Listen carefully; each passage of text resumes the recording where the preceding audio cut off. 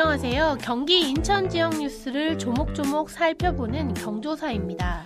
그냥 살피는 거 아니죠? 살펴보는 시간입니다. 오늘도 경조사는 알아두면 쓸모있는 경기 인천 뉴스를 전해드립니다. 경기 인천 주민들을 위한 팟캐스트 경조사입니다.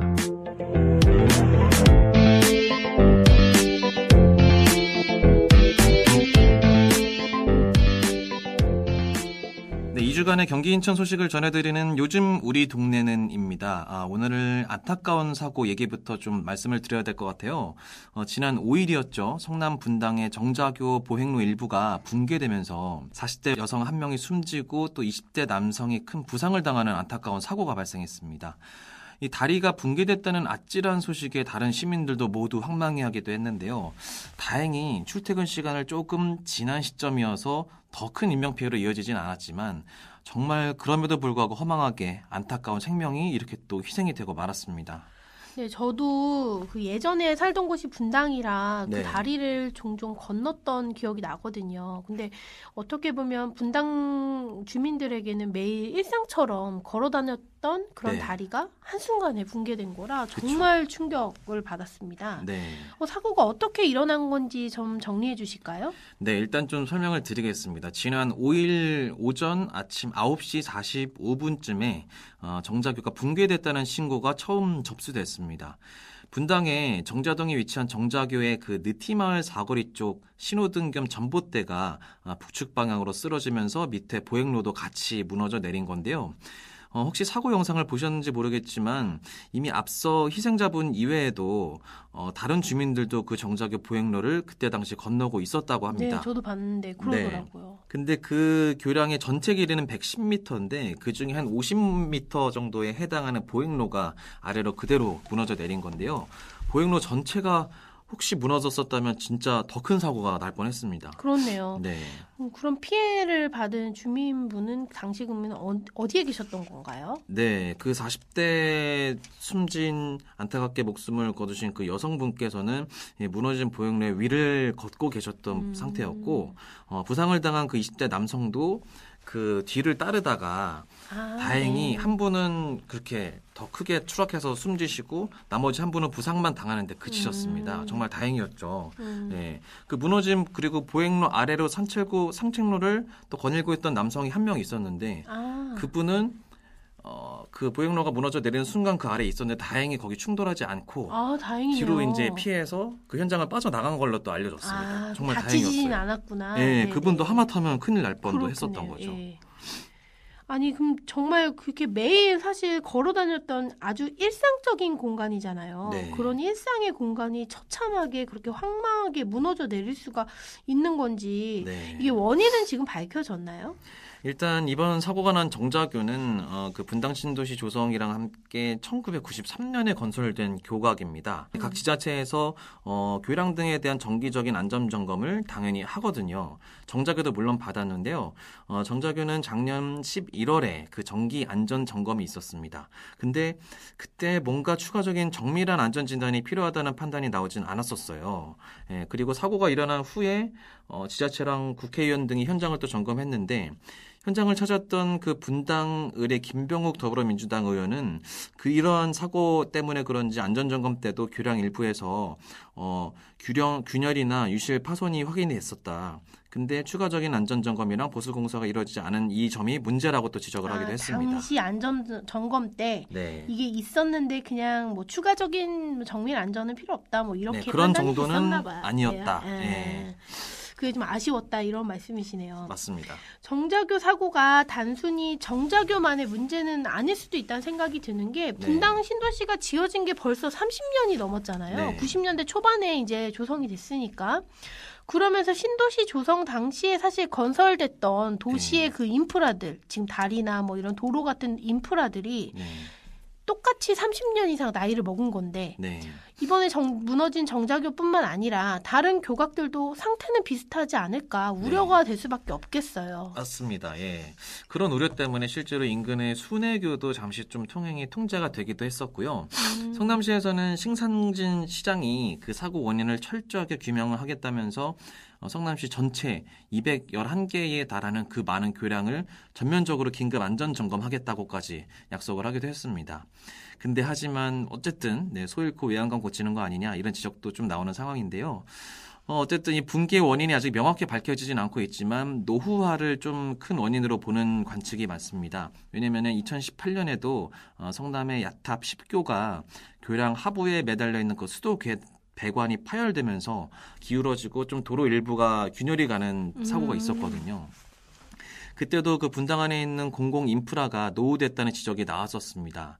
특히 경기도에서는 분당과 비슷한 시기에 지어진 군포, 고양, 평촌 이런 1기 신도시들이 많은데 이들 신도시들에서는 진작부터 밖에 걷는 것도 무섭다라는 그런 말이 나올 정도로 도로들 균열도 심하고 또 터널 같은 경우는 외장돼서 떨어져 나온 부스러기들이 널브러져 있어서 그리고 또 천장은 균열을 막으려고 시멘트까지 덧대고 이런 좀 안전이 좀 부족해 보이는 흔적들이 많이 있어서 시민들의 불안도 점점 커지는 상황입니다.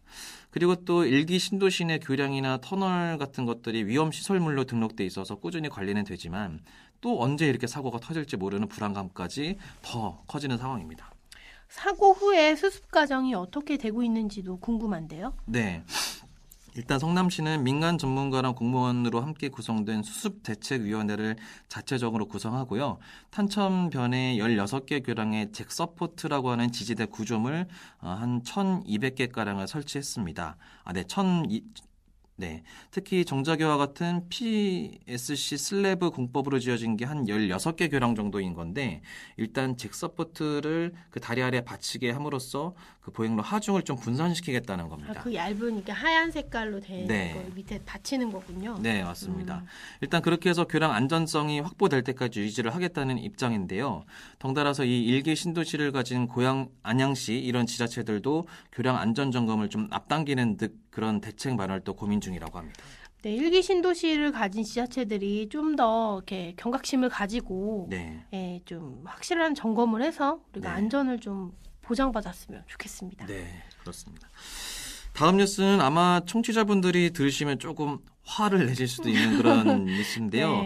일명 시장님의 황제 수영 의혹입니다. 네. 그 주인공은 파주시 김경일 시장이 이 황제 수영의 주인공인데요. 지난 10일 경인일보 단독 취재로 알려진 황제 수영 사건은 김경일 시장이 그 파주시의 한 공공 수영장이에요. 여기서 이제 수영을 배우시나 봐요. 수영을 배우시는데 그 시간대가 배우시는 시간대가 마침 수영장 점검 시간인 거예요. 그러니까 이용할 수 없는 그런 시간대에 파주 시의원인 목진혁 시의원과 함께 두 분이서 수영 강습을 받은 건데요.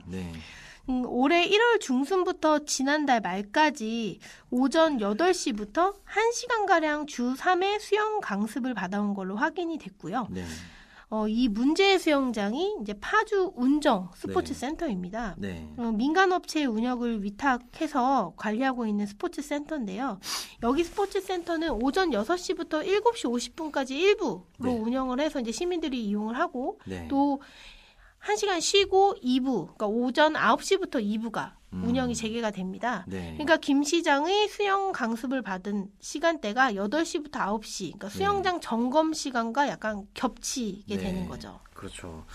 수영장 또 다녀보시면 알겠지만 이 점검 시간에는 다행히 수영을 하다가도 나와야 되잖아요. 무조건 나오라고 호루라기를 부시잖아요. 그럴 때는 하다가 갑자기 나와야 되니까 좀 기다려야 되기도 하고 그런 아쉬운 마음부터 드는데 우리 시장님한테는 그리고 또 그 시의원님한테 좀 이게 예외였던 것 같습니다. 그런 것 같아요.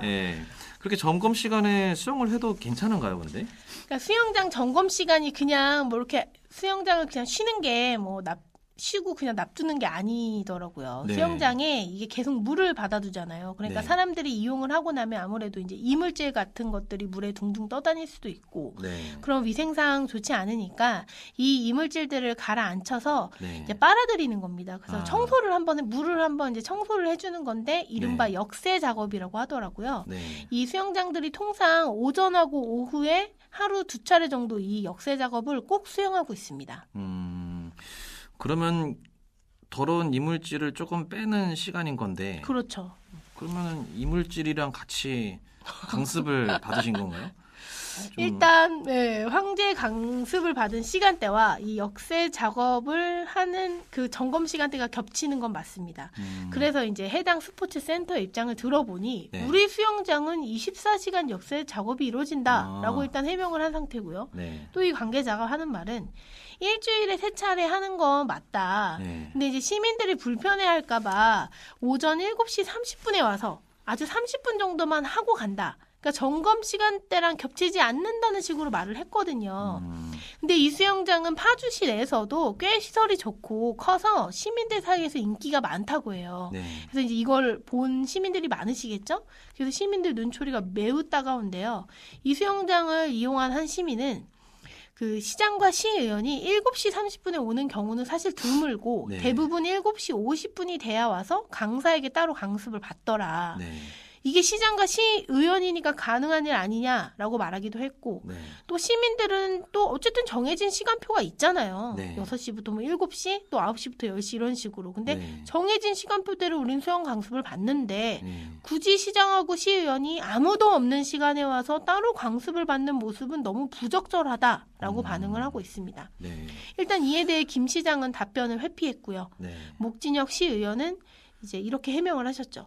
내가 이제 갓 수영을 배우는 단계라서 연습을 하다 보니 한두 번 오전 8시가 넘은 적은 있다. 네. 일부 수업이 오전 7시 40분에 끝나면 또 시민들이 샤워장에 몰리시기 때문에 불편할까 봐 내가 네. 오전 8시 넘어서 수영장에 있었던 거다. 이렇게 해명한 상태입니다. 솔직히 뭐 연예인도 아니고 시의원 한 분을 그렇게 알아보는 게 저도 그렇죠. 한 시청을 출입하는데 뭐 시의원 분들이 얼굴까지 그렇게 유명할 정도는 아니거든요. 제가 봤을 때는 그렇게 영향이 있을 것 같지는 않은데 어쨌든 너무 배려하셨어요. 그러니까요. 네, 조금 좀 그렇습니다. 네. 다음 소식 전해드리겠습니다. 이번엔 인천 얘기인데요. 요즘에 인천은 재외동포청 유치 때문에 뜨겁다고 합니다. 일반 청취자분들은 조금 생소하실 수도 있는데 재외동포청이 뭔가요?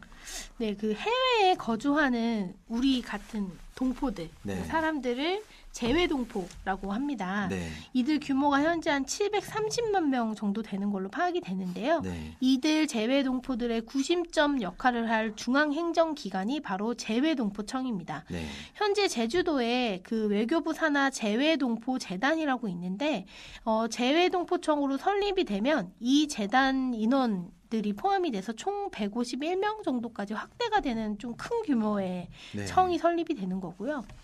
주로 재외동포 관련 업무를 맡는 뭐 행안부, 법무부, 교육부, 국가보훈처, 고용노동부, 국세청, 병무청 같이 이 중앙부처들 관련 업무들이 전부 다 이제 재외동포 관련 업무로 결집이 돼서 네. 그 인력들도 파견이 되고 또 신규 채용도 될 수 있습니다.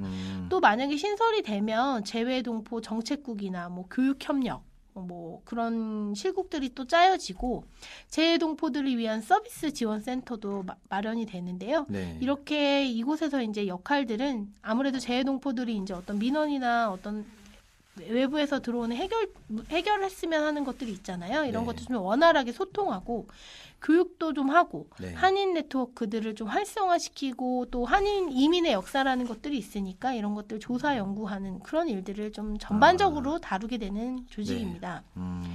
근데 이제 그동안 이 설립 여부를 두고 사실 좀 지지부진했어요. 네. 근데 이제 재외동포청 운영 기틀을 담은 정부직 제안이 이번에 국무회의를 통과를 했거든요. 네. 그러면서 이제 재외동포청 소재지가 어디로 가느냐 이게 초미의 관심사가 됐습니다. 네. 근데 개청까지 현재 2개월 정도밖에 안 남은 상황이라 네. 소재지를 빨리 지금 확정을 해야 하는데 그러게요. 현재 거론되는 후보지들은 대부분 이제 인천시가 가장 굉장히 많이 유치전을 벌이고 있고 네. 뭐 제주도, 대전, 세종, 광주, 가경시 또 경기도 안산시 등이 있는데 뭐 나머지 지자체들은 아직 공식적인 유치 의향을 밝히고 있지는 않고 그 중에서 이제 광주광역시가 조금 공식적으로 유치 의향을 밝힌 상황입니다. 네.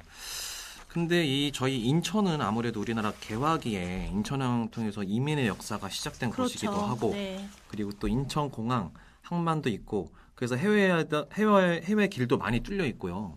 그리고 또 관련된 역사나 지리적으로 훨씬 더 의미가 좀 있는 곳이 인천이지 않나요? 네, 그래서 인천시는 굉장히 좀 적극적으로 유치 활동을 펼치고 있어요. 네. 그 유정복 인천시장이 직접 나서가지고 국민의힘 뭐 대통령까지 독대를 하면서 지원을 요청했고 인천시와 시민들이 굉장히 하나가 돼서 운동본부까지 만들어서 유치를 희망하고 있거든요. 그러니까 인천시가 왜 이렇게 하냐면 1902년에 그 제물포, 인천항이죠. 제물포에서 하와이로 가는 배, 그러니까 우리나라 최초의 공식 이민이 시작된 도시예요. 저 몰랐습니다. 네네네. 그런 역사적 명분이 있고요. 또 말씀하신 대로 인천공항하고 인천항만이 있어서 지리적으로도 해외를 이제 우리나라 또 지금 살고 계시는 곳 해외를 오가는 재외동포 분들한테는 유리한 측면이 있죠. 그렇죠. 그리고 또 유정복 시장이 이런 거를 고려해서 이번에 뭐 홍콩, 싱가포르 같이 해외 출장을 가서 한인 단체들을 만나서 인천에 설립을 해야 한다는 지지를 받아오기도 했습니다. 네. 특히 이 재외동포청이 중요한 이유는 우리나라 그 재외동포들이 그 터를 잡은 나라에서 대부분 경제 정치적으로 이제 오랜 시간 이민의 역사가 좀 오래되다 보니까 굉장히 중요한 역할들을 하고 계신 분들도 많고 이 우리나라와 그 해외 국가들의 교류를 좀 이어주는 매개체 역할을 하고 계시거든요. 그래서 이분들에 대한 우리가 좀 더 편의를 제공하자는 차원에서 이 재외동포청이 마련이 되는 건데 그러려면 사실 접근 편의성이 좋아야 되잖아요. 그렇죠. 공항에서 바로 내려서 내가 어떤 문제를 해결하는 청이 바로 있으면 훨씬 더 중요하게 더 편리하게 이용할 수 있으니 인천시와 시민사회에서는 접근 편의성을 좀 중요한 요소로 여겨야 한다. 이런 걸 좀 주장을 하고 있고요. 또 재외동포 단체하고 교류 협력 사업 같은 것도 추진을 할 때 이제 외교적 갈등이나 이런 것들도 발생할 수 있는데 이런 걸 완충하려면 이게 서울이라는 공간, 그러니까 그 공간 같은 경우는 수도라는 상징이 있기 때문에 외교적 마찰이 좀 있을 수도 있어요. 그렇기 때문에 대안으로 인천이 계속 주목을 좀 받고 있는 상황입니다. 네. 그러면 아까 이제 개청이 2개월밖에 안 남았다고 하셨는데 시간도 얼마 안 남았고 빨리 소재지를 정해야 할 것 같은데요. 근데 왜 아직 정하지 못하고 있는 거예요, 그러면? 이게 최근에 이제 외교부에 한 고위 관리가 재외동포청 소재지는 서울이 적절하다 이런 발언을 했거든요. 그러면서 논란이 굉장히 커졌는데 실제로 이제 서울은 사실은 이제 아까 말씀드렸던 그러니까 유치 후보지 중에도 들지 않았잖아요. 그러니까 실제로도 지금 정부에서도 입지 후보지를 인천하고 서울로 압축을 했다고 해요. 그래서 조만간 결정을 할 것 같은데 인천시와 시민들은 이제 지금 반발하는 거죠. 역사적 함의, 범시민적 염원으로 지금 인천이 소재지가 돼야 한다고 막 이렇게 하는데 이 외교부 직원들만 서울로 하길 원하는 거 아니냐 이런 이야기들을 하고 있거든요. 왜 이런 얘기가 나오냐면 막상 소재지로 유치운동을 해야 하는 거잖아요. 서울에 한다고 하면 서울시나 뭐 서울시 의회나 서울 시내에 있는 지역사회가 움직여야 되는데 딱히 관심이 없어요. 그런 움직임도 없고. 근데 반면에 인천은 전통시장에도 재외동포청 인천 유치를 기원한다 막 이런 현수막이 걸릴 정도로 유치 열기가 굉장히 뜨겁습니다. 근데 재외동포청이 외교부 산하예요. 외교부 산하 기관이다 보니까 외교부에서 사실 서울을 원하는 거 아니냐 이런 이제 볼멘 소리가 나오고 있는 거고요. 근데 이제 뭐 이런저런 논란은 있지만 정부에서도 조만간 빠르게 결정을 할 것으로 보이고요. 결과는 지켜봐야 할 것 같습니다. 알겠습니다.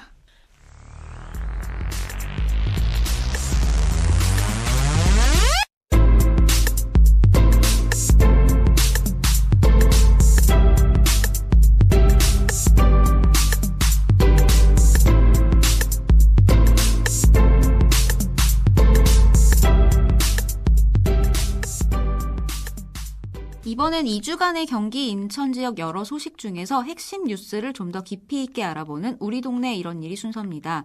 오늘은 선거 얘기를 해보려고 하는데요. 국회의원 총선거가 1년 앞으로 다가왔습니다. 경기 인천은 전국에서 가장 유권자도 많고 선거구도 많고 또 여야 어느 쪽도 승리를 장담하기 어려운 지역이라 늘 가장 많은 관심을 받는 지역인데요. 역시나 벌써부터 이슈몰이를 하고 있습니다. 명종원 기자와 함께 이야기 나눠보겠습니다. 명 기자 안녕하세요. 네, 안녕하세요. 총선이 1년 남았는데 벌써부터 지역 곳곳이 들썩이는 것 같습니다. 출마 선언을 한 분들도 있고 반대로 내년 총선에 출마하지 않겠다고 한 분도 벌써부터 나오는 것 같은데요. 네, 총선은 내년 4월 10일에 치러지는데요. 현재 각 지역에서 국회의원으로 활동하고 있는 분들 외에 지역구가 없는 비례대표 의원들이 하나둘 경기도나 인천시에 둥지를 틀고 있습니다. 국회엔 47명의 비례대표 의원들이 있는데요. 이 중 8명 정도가 이미 출마를 염두에 두고 각 지역에서 활발하게 활동하고 있습니다. 네. 서정숙 국민의힘 의원이 대표적인데 현재 더불어민주당 정춘숙 의원의 지역구인 용인병을 열심히 공략 중입니다. 같은 당 최영희 의원은 의정부 지역에서 활동하고 있고요.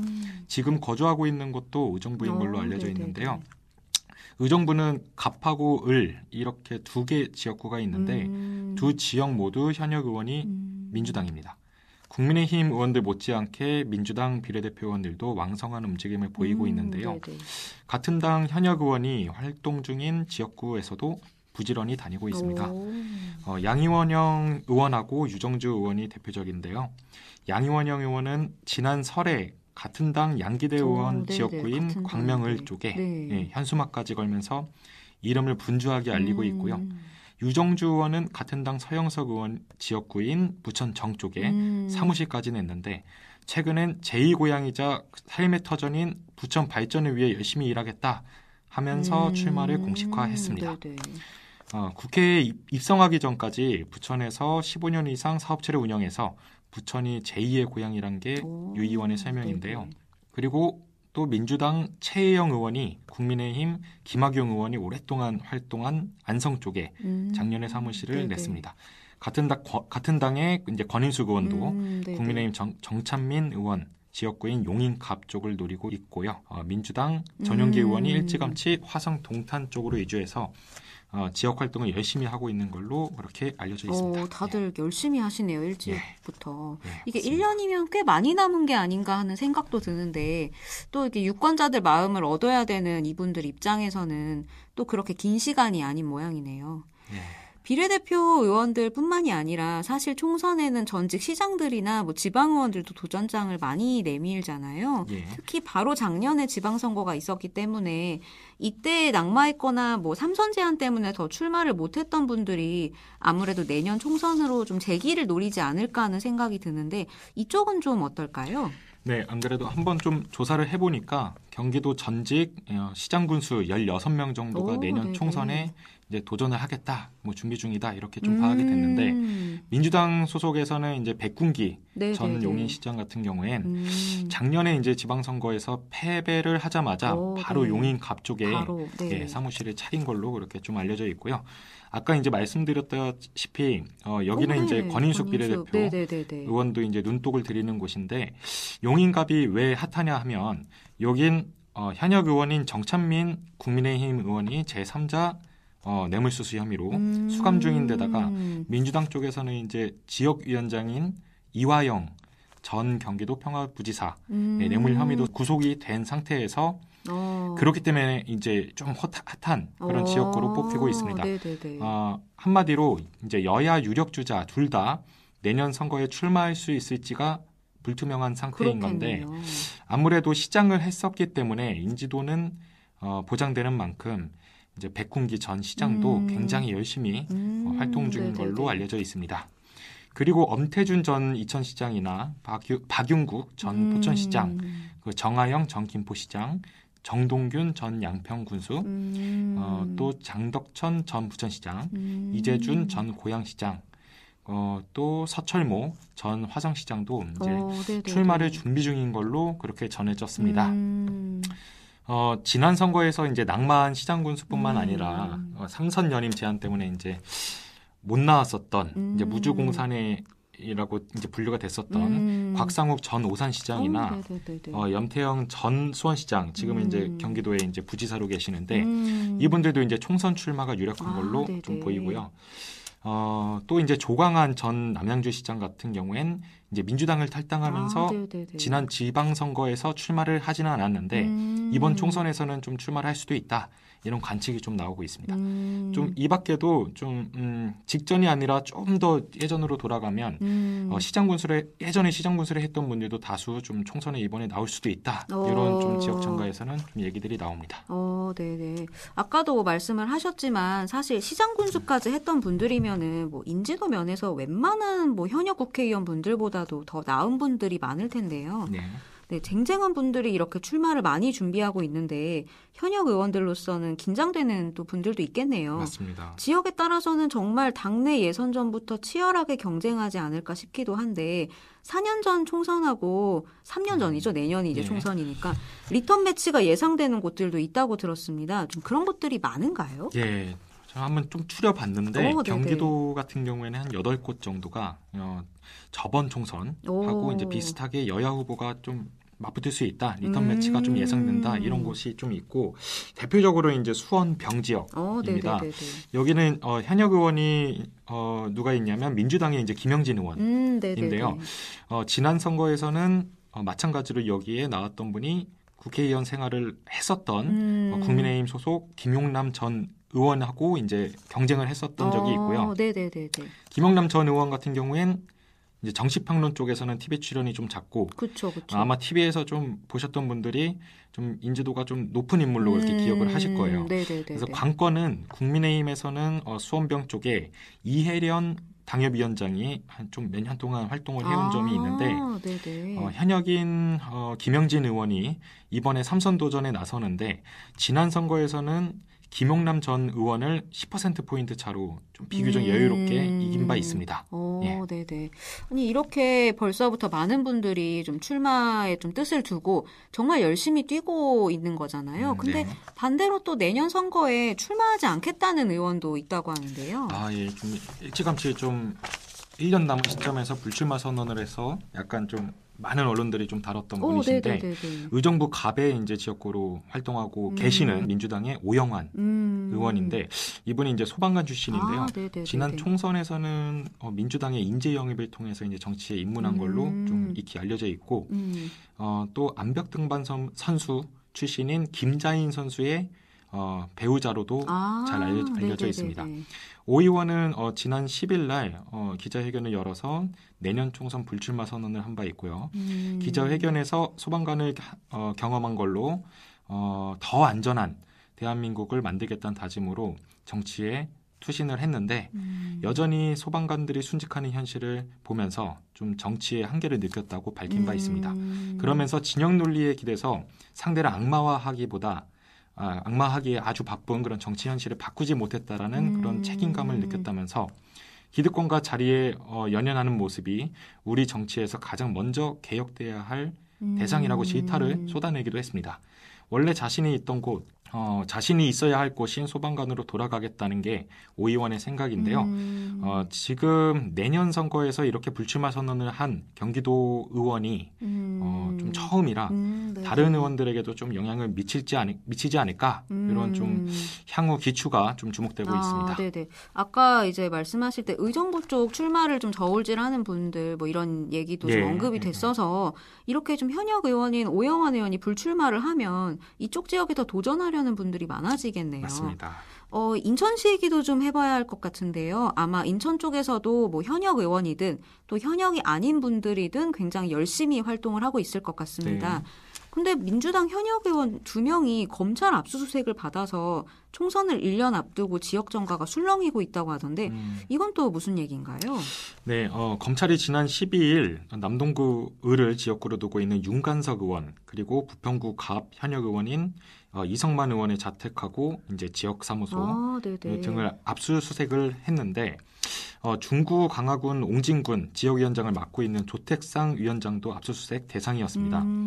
이 세 분은 지난 2021년 민주당 대표 선거에 도전했었던 송영길 전 대표 쪽에서 활동했던 분들인데요. 검찰은 강래구 전 한국공공기관 감사협회장이 이정근 전 민주당 사무부총장을 통해 윤관석 의원 등의 불법 자금을 전달한 것으로 의심을 하고 있습니다. 이 세 명은 의혹을 전면 부인하고 있는데 윤관석 의원은 입장문을 내서 검찰의 압수수색이 초유의 정치 탄압이라는 주장을 강하게 제기했습니다. 이성만 의원도 의혹과 무관하다라고 강조를 했고요. 현역 의원이 2명이나 의혹을 받고 있는 이번 사건인 만큼 이번 일이 총선을 1년 앞둔 지역정가 지금 상황에서 어떻게 영향을 미칠지 그렇게 관심이 좀 쏠리고 있는 상태입니다. 네. 아무래도 뭐 현역 의원 2명이나 이렇게 조금 엮여 있는 일이다 보니까 지역 총선판에 굉장히 큰 영향을 주는 사건이 될 수도 있겠네요. 네. 근데 인천시나 뭐 경기도가 지난 3년 전에 비해서 인구가 늘어난 지역이 여럿 있는데 선거구에는 좀 변동이 없을까요? 아무래도 선거구가 좀 어떻게 짜이냐에 따라서도 여러 변화가 있을 수도 있어서 맞습니다. 좀 궁금한데요. 선거구 획정을 좀 논하기에는 좀 지금 좀 이르긴 하지만 뭐 조만간 좀 이렇게 구체화가 될 것 같긴 한데 경기도나 인천시 쪽에서 이제 선거구 여러 어떤 변화가 있을까 하면은 먼저 경기도 화성 같은 경우엔 선거구가 거의 이제 늘어날 것 같다. 이런 전망이 좀 가장 많이 나오는 지역 중에 하나입니다. 화성은 작년에 인구가 이제 11만 명 이상 늘면서 많이 늘었네요. 최근에 성남을 제치고 수원, 용인, 고양, 특례시에 이어서 경기도에서 인구가 4번째로 많은 그런 지역이 됐고요. 특히 화성에서도 이제 동탄 신도시 쪽 인구가 많이 증가했는데요. 지금은 동탄 신도시가 화성 을로 묶여 있는데 동탄 2신도시 쪽을 따로 떼어내서 새로운 선거구를 만드는 안이 거론되고 있습니다. 인천시 같은 경우에도 지금은 이제 13개인데 한 개가 더 늘어날 가능성이 좀 관측이 됩니다. 반대로 경기도 동두천 연천 같은 경우에는 조금 인구수가 많지 않아서 바로 옆에 이제 붙어 있는 포천 가평이나 뭐 아니면 조금 그 반대쪽에 붙어 있는 양주 그리고 또 파주 뭐 이렇게 좀 붙어 있는 선거구랑 합쳐질 가능성도 있다. 이런 좀 관측도 나옵니다. 마찬가지로 이제 안산 단원하고 광명 역시 인구가 좀 줄어서 지금은 이제 갑을로 이렇게 나눠져 있는데 요거를 그냥 합쳐서 그렇게 좀 한 개 선거구가 될 가능성도 있다. 이렇게 좀 언급이 됩니다. 그렇군요. 이게 1년이 뭐 남기는 했지만 내년 총선에 벌써부터 많은 분들이 관심을 보이는 이유가 결국에 현재 윤석열 정부의 중간 성적표가 될 거다라는 전망 때문인 건데요. 맞습니다. 그리고 지금은 야당인 민주당이 다수 의석을 점한 여소야대 구조인데 이런 구조가 내년 총선에서 바뀔 수 있을지도 많은 분들이 궁금해하고 있습니다. 특히 처음에 말씀드렸지만 경기 인천은 또 어느 한쪽의 지지를 몰아주는 지역이 아니다 보니까 내년 총선에서도 어디가 이길 거다 뭐 이런 거를 쉽게 예측할 수 없는 지역이긴 한데요. 명 기자는 좀 내년 총선 판세를 어떻게 보고 계신가요? 네, 아주 매우 어려운 그런 질문인데 원론적인 좀 답이 될 수도 있을 것 같은데 정말 예측하기 좀 어려운 상황이고요. 우선 지난 총선에서는 경기 인천 모두 이제 민주당이 이긴 바 있습니다. 반대로 이제 작년 가장 최근의 선거죠. 지방선거에서는 국민의힘이 이제 이긴 지역이 경기도 쪽에서 많았고, 최근 여론조사에서 이제 인천 경기 지역에 민주당 지지율이 조금 더 높았는데요. 리얼미터에서는 이제 지난 3일부터 7일까지 전국 성인 2,504명을 대상으로 여론조사를 해봤더니 민주당 지지율이 이제 51.1%, 국민의힘은 33.4%였습니다. 아직 1년 정도가 남아서 흐름이 좀 어떻게 바뀌겠다, 좀 이렇게 단정 짓기 좀 어려운데 경기 인천 유권자분들이 윤석열 정부가 안정적으로 운영되는 쪽에 힘을 실을지 아니면 정권 심판론이나 아니면 좀 감시 견제론으로 갈지 그런 거 좀 지켜봐야 되고요. 결국 전국에서 가장 많은 분들이 살고 있는 경기 인천 지역 유권자분들의 선택이 전체 결과를 좀 좌지우지할 것 같아요. 네. 경기 인천 표심이 어디로 향할지가 내년 총선 결과의 가장 핵심이 될 것 같다라고 보여지는 대목입니다. 네네. 각 정당에서 이제 뭐 어떤 분들이 공천이 될지, 뭐 선거구는 또 어떻게 될지, 선거 제도가 뭐 바뀌지는 않을지 정말 뭐 여러 변수가 있는 상황인데요. 내년 총선 표심의 바로미터가 될 경기 인천 지역의 분위기 미리 한번 짚어봤습니다. 명 기자 고생 많으셨습니다. 네, 감사합니다.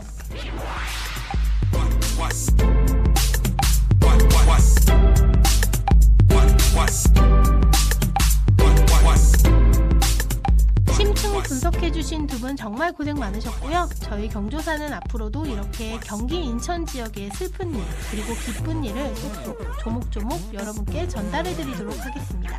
경기 인천 지역 뉴스를 조목조목 살펴보는 경조사 시간이었습니다. 저희는 또 다른 경조사들 가득 채워서 오겠습니다. 감사합니다.